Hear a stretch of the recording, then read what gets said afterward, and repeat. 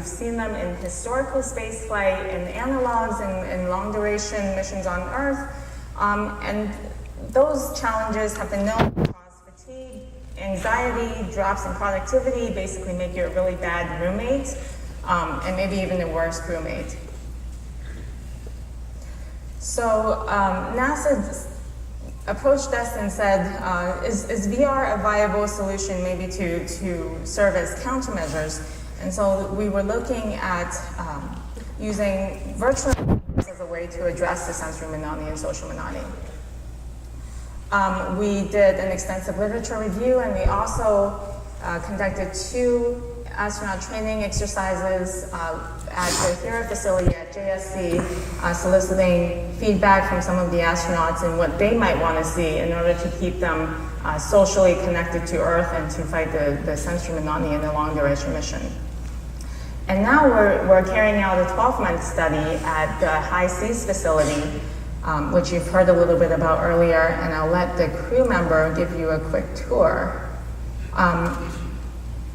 So High Seas actually looks, parts of Hawaii actually looks a lot like Mars. Here's a picture.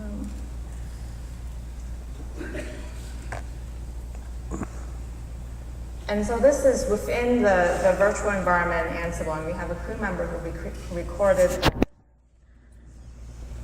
a tour. There should be audio. That's all. So this here is the main room. That's where we work. So this is our crew biologist. Exercise and generally spend time together. And as you can see, it's very spacious. It's a bit like living in an atmospheric movie theater. You know, the kind where you can watch Omnimax movies. Let's enter the area where we eat and prepare food. And the kitchen counter in front of me. That is our coffee machine with a fridge underneath. Our microwave here. And right where I am standing right now, in real life there is a table. That's where we have dinner together. Because people tend to have lunch on their own or with someone else when they have time for it, but we make a point of having dinner all together. Climbing the stairs, you can see our blue yoga mats underneath. Okay, this to the left, right in front of me, that's a bathroom, and it's a composting toilet to take water. And the other compartments are our bedrooms. Mine is right here, and in real life there is a small bed and a small desk.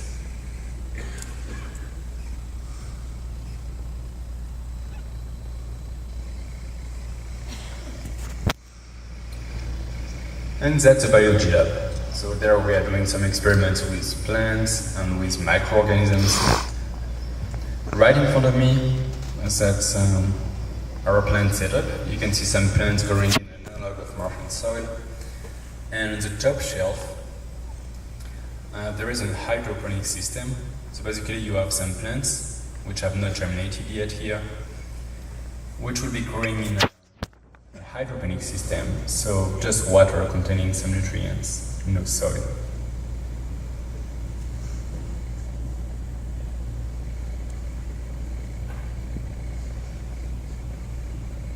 And yes, we have a washing machine, even though we prefer to wash our clothes by hand when we are short on water. The last thing I want to show you is our solar panels. In the dome, we are powered with sunlight. We often have to give up on some cooking or some experiments, which can be quite frustrating sometimes. Okay, that's all I wanted to show you. Thank you for following me. I hope you enjoyed the hub tour and have a good day.